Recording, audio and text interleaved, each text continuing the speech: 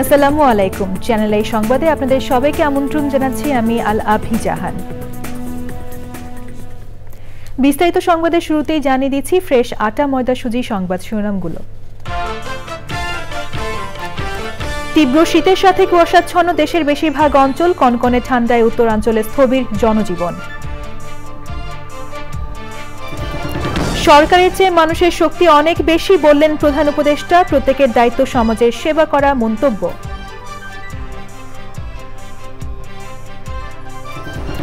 বেগম খালেদা জিয়ার সাথে সেনাপ্রধানের সাক্ষাৎ, বিএনপি চেয়ারপারসনের স্বাস্থ্যের খোঁজ খবর নিলেন সেনাপ্রধান। এবং বরিশালকে হারিয়ে টানা তৃতীয় জয়, পয়েন্ট টেবিলের শীর্ষে রংপুর রাইডার্স, তাসকিন আহমেদের রেকর্ডের দিনে ঢাকা ক্যাপিটালসকে হারালো দুর্বার রাজশাহী।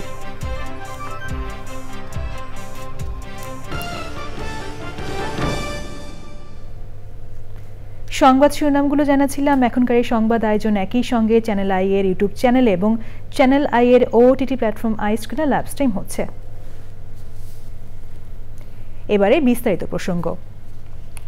আজও দেশের বেশিরভাগ অঞ্চল ঘন কুয়াশাচ্ছন্ন রয়েছে। সূর্যের দেখা না মেলা এবং তাপমাত্রা কমে তীব্র শীতে জবুথবু পুরো দেশ। আবহাওয়া অফিস বলছে 7 থেকে 8 জানুয়ারি উত্তরের বিভিন্ন জেলায় বৃষ্টির সম্ভাবনা রয়েছে। এরপরে 2 থেকে 3টি মৃদু থেকে মাঝারি শৈত্যপ্রবাহে আক্রান্ত হবে দেশ, আর মাসের মধ্য থেকে শেষ ভাগে 1 থেকে 2টি তীব্র শৈত্যপ্রবাহের পূর্বাভাস দিয়েছে আবহাওয়া অফিস। জানাতুল বাকিয়া কেকার রিপোর্ট। হিমেল হাওয়া আর কনকনে ঠান্ডায় স্থবির দেশের বেশিরভাগ জেলার জনজীবন। বিশেষ করে উত্তরের জেলাগুলোতে বেড়েছে শীতের তীব্রতা। বৃহস্পতিবার দেশের সর্বনিম্ন তাপমাত্রা রেকর্ড করা হয় 9.8 ডিগ্রি সেলসিয়াস চুয়াডাঙ্গায়। ঘন কুয়াশার কারণে দূরপাল্লা সহ অভ্যন্তরীণ রুটে যানবাহন চলাচল ব্যাহত হচ্ছে। বিপাকে পড়েছেন শ্রমজীবী ও খেটে খাওয়া নিম্ন আয়ের মানুষ। ঠান্ডা লাগতেছে, কিন্তু সকাল সকাল যাচ্ছি আমরা পড়ালেখার জন্য, একটু কষ্ট তো করতে। আমরা বয়স্ক মানুষ, খুব ঠান্ডা, আগুন ফুয়াইলেও খুব ঠান্ডা লাগে। তাও যে ঠান্ডা পড়ছে, বেলা তো আজকে সারাদিনে নাই। চাহিদার প্রেক্ষিতে আরো বেশি কম্বল এবং শীতবস্ত্র দরকার, বিশেষ করে শিশুদের জন্য এবং বৃদ্ধ মহিলাদের জন্য। আমরা সরকারের বরাবর আজকেও আরো অতিরিক্ত বরাদ্দের জন্য চাইব। দেশের মধ্যাঞ্চল ঢাকাতেও বৃহস্পতিবার দিনভর সূর্যের দেখা মেলেনি। সড়কগুলোতে যানবাহন চলেছে হেডলাইট জ্বালিয়ে। ঢাকার তাপমাত্রা রেকর্ড করা হয় 13.8 ডিগ্রি সেলসিয়াস। 7 অথবা 8 জানুয়ারি দেশের উত্তরাঞ্চলে সামান্য বৃষ্টিপাতের সম্ভাবনা রয়েছে। এই বৃষ্টিপাতের পর তাপমাত্রা আরো কমে গিয়ে মৃদু থেকে মাঝারি শৈত্যপ্রবাহ শুরু হতে পারে। এই কুয়াশার কারণে কিন্তু দেশের যে নৌযানগুলোকে সাবধানে চলাচল করতে বলেছি। 2 থেকে 3টা মৃদু থেকে মাঝারি শৈত্যপ্রবাহ আর 1 থেকে 2টা তীব্র থেকে মাঝারি শৈত্যপ্রবাহের পূর্বাভাস রয়েছে। আবহাওয়া অফিস জানিয়েছে উত্তরের হিমেল হাওয়া শীতের তীব্রতা বাড়াচ্ছে। সূর্যের দেখা না মেলায় শীত অনুভূত হচ্ছে বেশি। পথ চলতি ও কর্মমুখী মানুষেরা সুযোগ পেলেই খানিক উষ্ণ হতে চায়ের দোকানগুলোতে ভিড় করছেন। জানাতুল বাকিয়া কেকা, চ্যানেল আই, ঢাকা। হিমালয় থেকে আসা হিমেল হাওয়ার প্রভাবে উত্তরের জেলাগুলোতে জেঁকে বসেছে শীত, সাথে রয়েছে ঘন কুয়াশা। এতে বিপর্যস্ত হয়ে পড়েছে জনজীবন। বিশেষ করে হতদরিদ্র ও শ্রমজীবী মানুষ ভোগান্তিতে পড়েছে। উত্তরের শীত পরিস্থিতি জানাতে দিনাজপুর থেকে সরাসরি যোগ দিচ্ছেন শাহ আলম শাহী। যাচ্ছি তার কাছে। শাহী, তীব্র শীত উত্তরাঞ্চলের জনজীবনে কেমন প্রভাব ফেলছে জানাবেন আমাদের।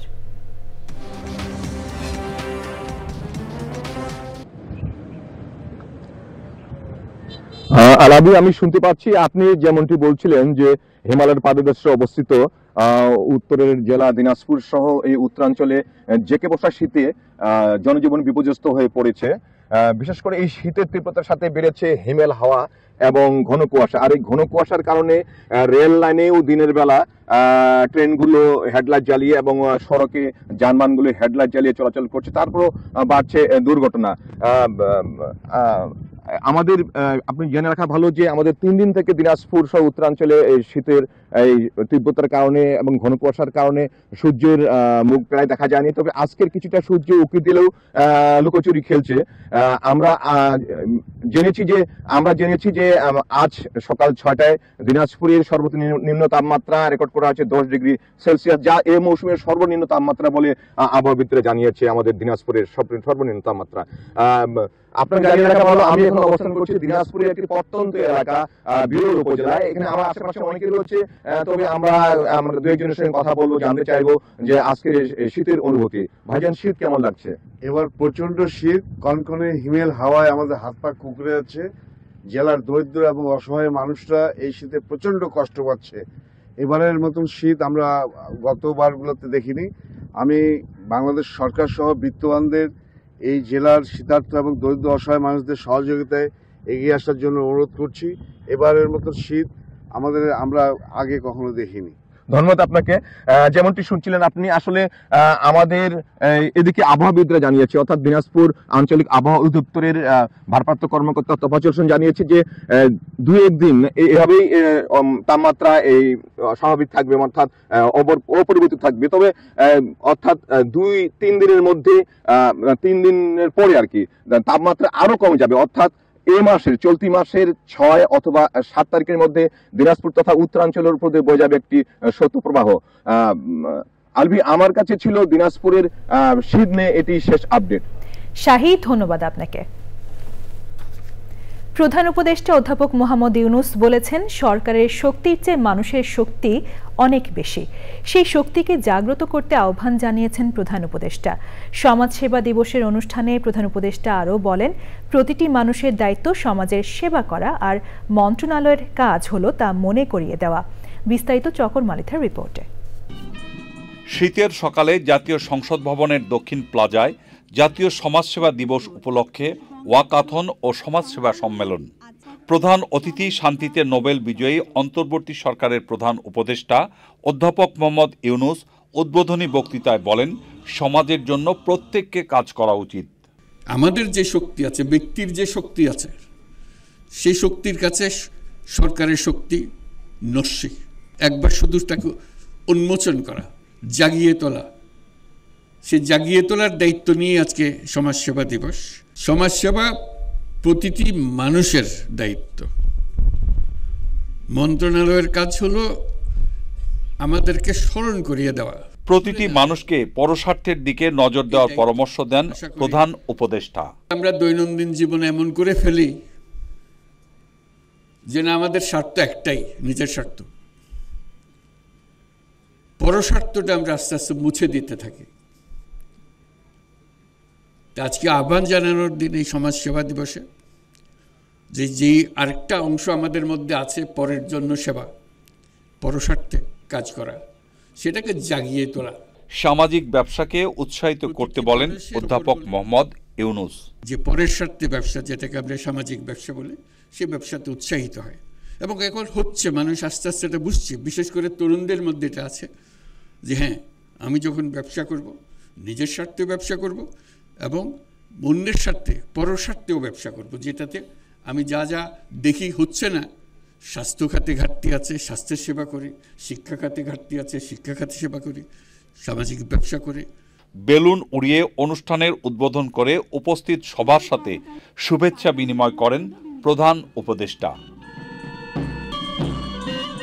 চকর মালিথা, চ্যানেল আই, ঢাকা। সরকারি দপ্তরে তার নাম ব্যবহার করে তদবির বন্ধের জন্য সচিবদের কাছে আধা সরকারি পত্র বা ডিও লেটার দিয়েছেন তথ্য সম্প্রচার উপদেষ্টা নাহিদ ইসলাম। বৃহস্পতিবার তথ্য মন্ত্রণালয়ের সংবাদ বিজ্ঞপ্তিতে তথ্য জানানো হয়। বিজ্ঞপ্তিতে তথ্য উপদেষ্টা বলেছেন, সম্প্রতি নিজেদের ব্যক্তি স্বার্থ চরিতার্থ করা ও অবৈধ সুবিধা নেওয়ার লক্ষ্যে কিছু অসাধু ব্যক্তি ও গোষ্ঠী তার আত্মীয় পরিচয় বা নাম ব্যবহার করে বিভিন্ন দপ্তরে তদবির করছেন, যা সম্পূর্ণ অনৈতিক। এতে তার সুনাম বিনষ্ট হচ্ছে। কেউ উপদেষ্টার আত্মীয় পরিচয় বা নাম ব্যবহার করে কোনো কাজ উদ্ধারের চেষ্টা করলে তা বিবেচনা না করার জন্য সংশ্লিষ্ট কর্তৃপক্ষের প্রতি আহ্বান জানান। এছাড়াও আধা সরকারি পত্রে বলা হয়, রাষ্ট্র সংস্কার ও জনগণের আশা আকাঙ্ক্ষার বাস্তব প্রতিফলনের লক্ষ্যে অন্তর্বর্তী সরকার সর্বোচ্চ গুরুত্ব দিয়ে কাজ করছে। বাংলাদেশের জাতীয় কবির রাষ্ট্রীয় স্বীকৃতি পেলেন বিদ্রোহী কবি কাজী নজরুল ইসলাম। 1972 সালের 4 মে বাংলাদেশে আসার তারিখ থেকে তাকে বাংলাদেশের জাতীয় কবি ঘোষণা করে প্রজ্ঞাপন জারি করা হয়েছে। রাষ্ট্রপতি মোহাম্মদ শাহাবুদ্দিনের আদেশক্রমে সংস্কৃতি মন্ত্রণালয়ের সচিব মোহাম্মদ আতাউর রহমানের সই করা প্রজ্ঞাপনে বলা হয়, উপদেষ্টা পরিষদের সভায় অনুমোদিত প্রস্তাব অনুযায়ী কবি কাজী নজরুল ইসলামকে বাংলাদেশের জাতীয় কবি ঘোষণা করা হয়েছে এবং এটি সবার অবগতির জন্য গ্যাজেট আকারে প্রকাশ করা হয়েছে। গত 5 ডিসেম্বর উপদেষ্টা পরিষদের সভায় কবি কাজী নজরুল ইসলামকে জাতীয় কবি ঘোষণা করে প্রজ্ঞাপন জারির প্রস্তাব অনুমোদন করা হয়।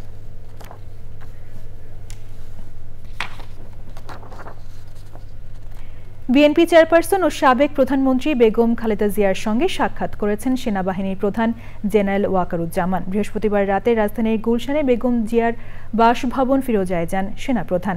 বিএনপি মিডিয়া সেল থেকে জানানো হয়, রাত 8:30টার দিকে ফিরোজায় প্রবেশ করেন সেনাপ্রধান। সেখানে তিনি প্রায় 40 মিনিট অতিবাহিত করেন। সাক্ষাতের সময় খালেদা জিয়ার স্বাস্থ্যের খোঁজ খবর নেন সেনাপ্রধান এবং তার দ্রুত সুস্থতা কামনা করেন। উন্নত চিকিৎসার জন্য চলতি সপ্তাহে বেগম জিয়ার যুক্তরাজ্যে যাওয়ার কথা রয়েছে। খুলনার শিববাড়ি মোড়ে বৈষম্য বিরোধী ছাত্র আন্দোলনের নেতাকর্মীদের ওপর বৃহস্পতিবার বিকেলে হামলা চালিয়েছে অজ্ঞাত সন্ত্রাসীরা। শেখপাড়ার সমাজসেবা অফিস থেকে ফেরার পথে 20 থেকে 25 জন সন্ত্রাসী তাদের উপর হামলা চালায়। এতে 8 জন আহত হন, যার মধ্যে 2 ছাত্রীর অবস্থা আশঙ্কাজনক। আহতরা খুলনা মেডিকেল কলেজ হাসপাতালে চিকিৎসাধীন। এই ঘটনায় বিচারের দাবিতে আন্দোলনকারীরা বিক্ষোভ মিছিল করে। বৈষম্য বিরোধী ছাত্র আন্দোলনের সমন্বয়ক সাজিদুল ইসলাম বাপ্পি হামলার নিন্দা জানিয়েছেন। সোনাডাঙ্গা থানার ওসি তৌফিকুল ইসলাম জানান, অভিযোগের ভিত্তিতে প্রয়োজনীয় ব্যবস্থা নেওয়া হবে। জেকে বসা শীতে স্থবির দেশের উত্তরাঞ্চলের প্রান্তিক জনপদ। এর সাথে পাল্লা দিয়ে বৃদ্ধি পাওয়া বিভিন্ন রোগে ভোগান্তি বেড়েছে নিম্ন আয়ের মানুষের। পরিস্থিতি উন্নয়নে ধরলার দুর্গম চর ফলিমারিতে বিনামূল্যে স্বাস্থ্যসেবা ও শীতবস্ত্র দিয়েছে প্রকৃতি ও জীবন ক্লাব এবং প্রকৃতি ও জীবন স্বাস্থ্যসেবা কেন্দ্র। এমন আয়োজনে স্বস্তি জানিয়ে সেবামূলক কার্যক্রম জারি রাখার প্রত্যাশা জানিয়েছেন বিশিষ্টজনেরা। আব্দুল করিমের ভিডিও চিত্রে সাবরিনা হাসানের রিপোর্ট।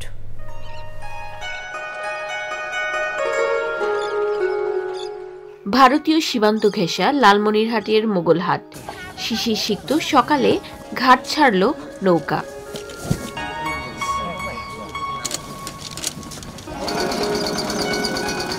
গন্তব্য চর ফলিমারি। সমাজের মূল স্রোত থেকে অনেকটাই বিচ্ছিন্ন এই জনপদ। শীতের শান্ত ধরলা ও স্নিগ্ধ প্রকৃতি দেখে বোঝার উপায় নেই প্রতিনিয়ত প্রতিকূলতার কষাঘাতে জর্জরিত প্রান্তিক মানুষ।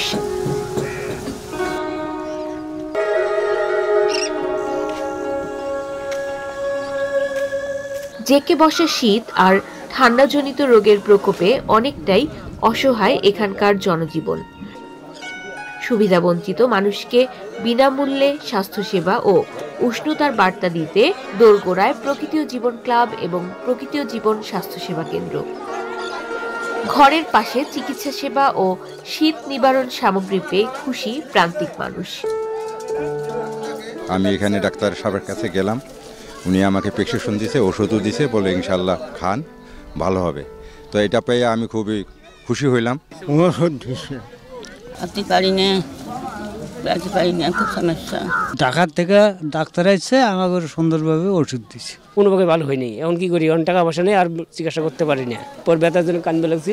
পরে আপনারা আসলেন, কয়েক আমি চিকিৎসার ওষুধপাতি দিব। পরে আপনারা এই যে আজকে আসছি ওষুধ নেওয়ার জন্য, পরে আপনারা দিলেন। ওষুধপাতি নিছি, আমরা খুশি হয়েছি। নানা প্রতিকূলতার মাঝে জীবন সংগ্রাম করা প্রান্তিক জনগোষ্ঠী প্রকৃতি ও জীবন ক্লাব এবং প্রকৃতি ও জীবন স্বাস্থ্যসেবা কেন্দ্রের উদ্যোগে স্বস্তি জানিয়েছেন। ওষুধ পাচ্ছি, কম্বল পাচ্ছি, আমরা খুশি। হ্যাঁ, কম্বল পাচ্ছি, আমাদের কোনো পয়সা লাগে নাই, ভালো ওষুধ পাচ্ছি, আমরা খুব খুশি হয়েছি। মানবিক অধিকার বঞ্চিত জনগণের পাশে দাঁড়ানোয় কৃতজ্ঞতা জানান স্থানীয়রা। দেওয়া দেখে তো আমার মন তো খুব খুশি হয়েছে। এজন্য আল্লাহর কাছে শুকরিয়া আদায় করি। আপনারা ভালো থাকেন, সুস্থ থাকেন। কম্বল বিতরণ হচ্ছে, ওষুধপাতি বিতরণ দিচ্ছে বিনামূল্যে, আমরা এই নিয়ে খুব খুশি। বিনা পয়সায় আপনারা চিকিৎসা এবং শীতবস্ত্র দিলেন, এজন্যই চল শহর ফলিমারির পক্ষ থেকে আপনাদেরকে অভিনন্দন। আত্মমানবতার সেবায় প্রকৃতি ও জীবন ক্লাব এবং প্রকৃতি ও জীবন স্বাস্থ্যসেবা কেন্দ্রের এমন কার্যক্রম অব্যাহত রাখার প্রত্যাশা স্থানীয়দের। সাবরিনা হাসান, প্রকৃতি ও জীবন ডেস্ক, চ্যানেল আই। এবার রয়েছে বিপিএল আপডেট। বিরতির পর যা থাকছে: আবারও বাফুফেতে ফিরছেন কোচ গোলাম রাব্বানী ছোটন, দায়িত্ব নেবেন এলিট একাডেমির প্রধান কোচ হিসেবে।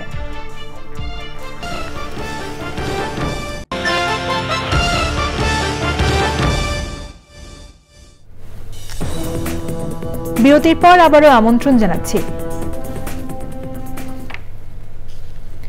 যুক্তরাষ্ট্রের নিউ অরলিন্সে গাড়ি চাপা দিয়ে হামলার ঘটনায় নিহতের সংখ্যা 14 জন বলে নিশ্চিত করেছে এফবিআই। আগে এই সংখ্যা 15 জন বলা হয়েছিল। এফবিআই আরও জানিয়েছে শামসুদ্দিন জব্বার একাই ওই হামলা চালায়, তার কোনো সহযোগী ছিল না। কয়েকশো মানুষের সাথে কথা বলে এবং জব্বারের সামাজিক যোগাযোগ মাধ্যম ও ইলেকট্রনিক ডিভাইস বিশ্লেষণের পর এফবিআই এ ব্যাপারে নিশ্চিত হয়েছে বলে জানায়। জব্বার সোমবার হিউস্টন থেকে ট্রাকটি সংগ্রহ করেন এবং সেটি চালিয়ে নিউ অরলিন্সে আসেন। এফবিআই বলেছে যাত্রাপথে তিনি অনলাইনে কিছু ভিডিও পোস্ট করেন, সেখানে তিনি আইএসের প্রতি আনুগত্য প্রকাশ করেন। ভিডিওতেই জব্বার জানান, প্রথমে তিনি তার পরিবারকে আক্রমণের কথা ভেবেছিলেন, কিন্তু তা যথেষ্ট প্রভাব রাখবে না এমন চিন্তা করে সেই পরিকল্পনা থেকে সরে আসেন। এবার রয়েছে নিটোল টাটা কৃষি সংবাদ।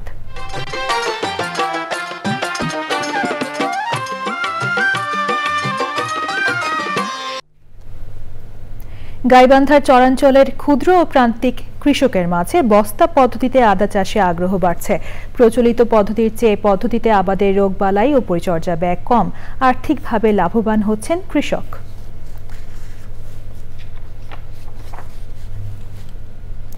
এবার প্রকৃতি সংবাদ।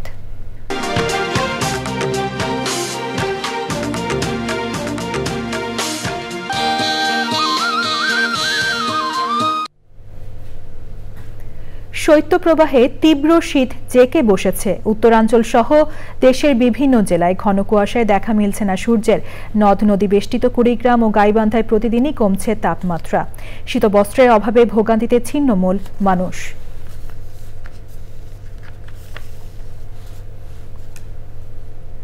এখন দেখবেন খেলার খবর।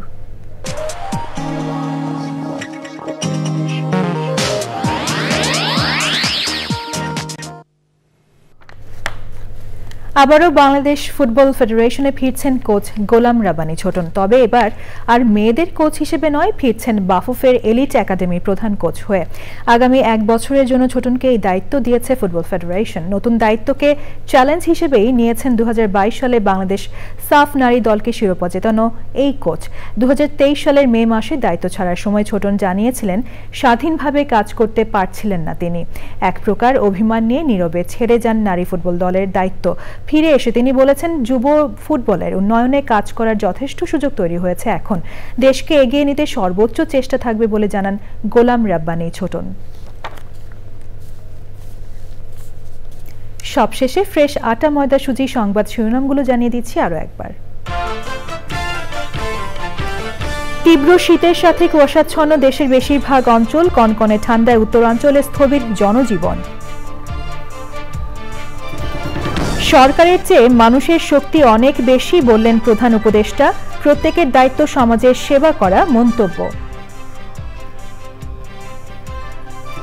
বেগম খালেদা জিয়ার সাথে সেনাপ্রধানের সাক্ষাৎ। বিএনপি চেয়ারপারসনের স্বাস্থ্যের খোঁজ খবর নিলেন সেনাপ্রধান।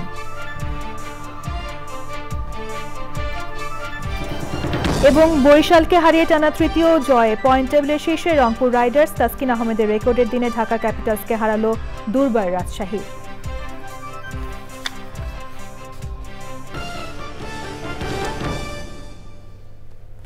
চ্যানেল আই এর সর্বশেষ সংবাদ জানতে ভিজিট করুন channelionline.com এ। যুক্ত থাকুন আমাদের সোশ্যাল মিডিয়া প্ল্যাটফর্মগুলোর সাথে। পরবর্তী শীর্ষ খবর দেখার আমন্ত্রণ জানিয়ে শেষ করছি। ধন্যবাদ সবাইকে।